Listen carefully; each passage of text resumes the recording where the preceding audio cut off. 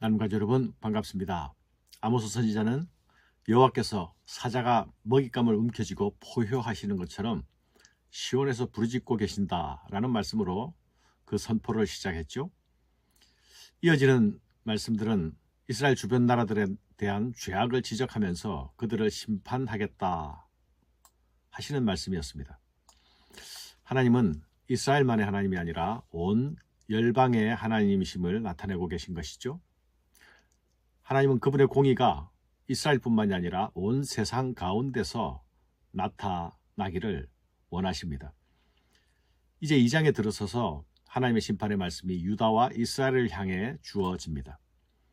주변 나라들의 죄에 대한 지적을 할 때에는 주로 전쟁 중에 일어나는 비인간적인 참혹성에 초점이 맞춰져 있었습니다. 그러나 이스라엘을 향한 말씀은 그들의 삶의 자리에서 나타나는 부자들의 횡포나 일상 속에서 나타나는 잔혹성에 대하여서 지적하십니다. 하나님의 시선은 열방을 바라보는 시선보다 이스라엘을 바라보는 그 시선이 더 엄격한 기준을 가지고 계신다는 사실을 알 수 있습니다. 그들은 특별히 하나님에 의해 선택된 백성들이 아니었습니까? 그들이 소위 선민의 자부심을 가지려면 선민의 이름만이 아니라 선민다운 삶의 모습이 있어야 했습니다. 성도도 교회도 마찬가지이죠. 세상보다 나음을 요구하십니다. 세상보다 높은 기준을 적용하십니다. 성도와 교회는 세상에서 하나님을 나타내는 얼굴이 되어야 하기 때문입니다. 하나님은 먼저 유다의 죄상을 지적하시면서 징벌하시겠다 말씀하십니다.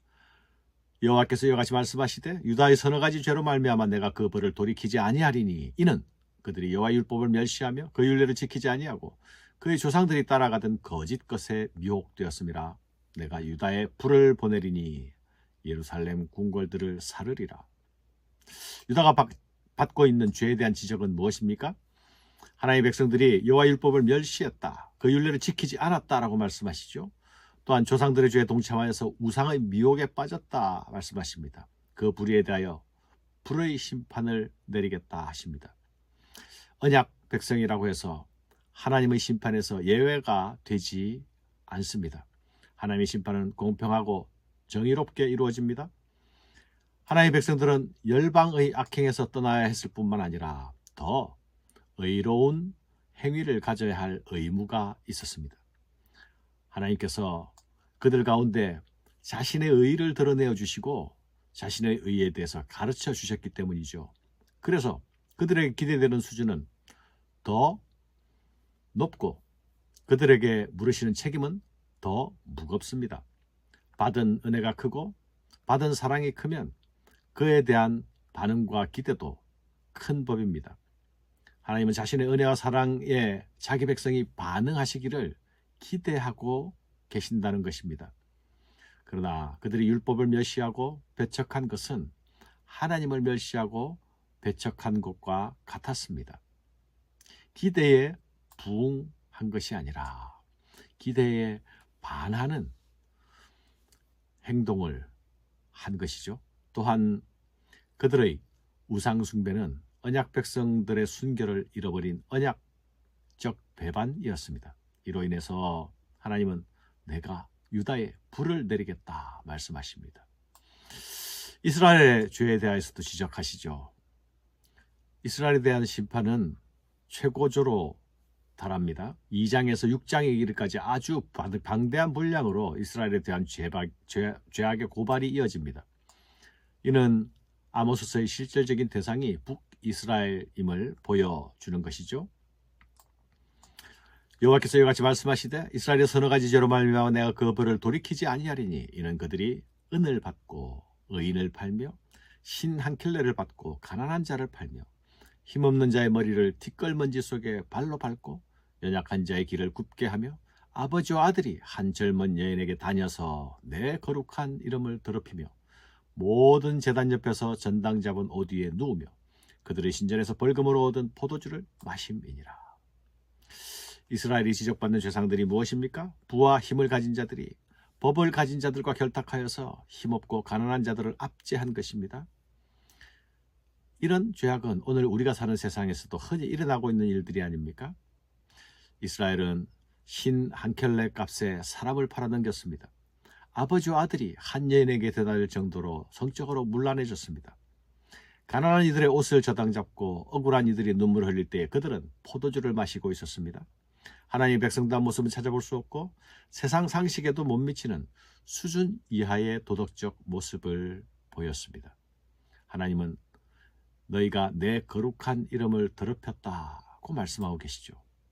하나님의 백성이라 불리지만 그 마음의 중심이 하나님에게서 떠난 자들에게서 나타나는 어둠의 모습들, 죄악의 모습들만 나타나고 있었습니다. 이런 이스라엘을 향해서 하나님은 내가 너희에게 어떤 은혜를 베풀었는지 말씀하십니다. 출애굽의 은혜를 베풀었고 가나안 땅을 주시는 은혜를 베푸셨습니다. 광야를 동행하는 은혜를 베푸셨습니다. 그리고 그들에게 선지자를 보내시고 나시린을 세웠다 하십니다. 이는 그들이 하나님의 뜻을 쫓아 거룩한 백성들로 살아가기를 원하시는 하나님의 마음이었습니다. 그러나 그들은 선지자의 입을 막았고 나시린에게 포도주를 주며 하나님의 뜻을 능욕했습니다. 은혜 베푸신 하나님을 향해 배은하고 배도하며 능욕한 것입니다. 이런 이스라엘을 향해 하나님은 징계하겠다, 징벌하겠다 하십니다. 무거운 수레가 흙을 누르는 것처럼 무겁고 엄중하게 심판하겠다 하십니다. 그리고 그 진노는 누구도 피할 수 없을 것이라 말씀하십니다. 살 길은 오직 한 길뿐입니다. 여호와께로 돌아가는 길입니다. 지금 당장 심판이 임하지 않는다고 하나님이 일하시지 않는 것이 아닙니다. 하나님이 오래 참으시는 것은 회개하고 돌이키기를 기다리시기 때문입니다.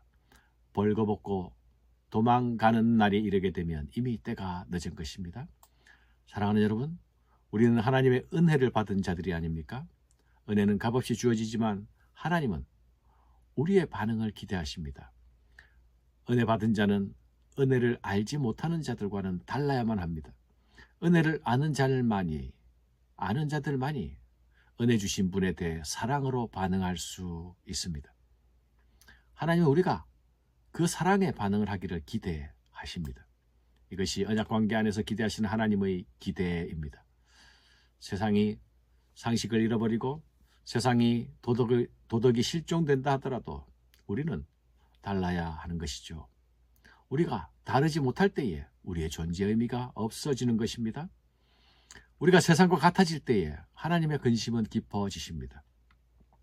중요한 가치들이 무시되고 실종되는 세상 속에서 성도된 내가 하나님을 향해 드리고 있는 삶에 세상과 어떤 다름이 있는지 살펴보아야 하겠습니다.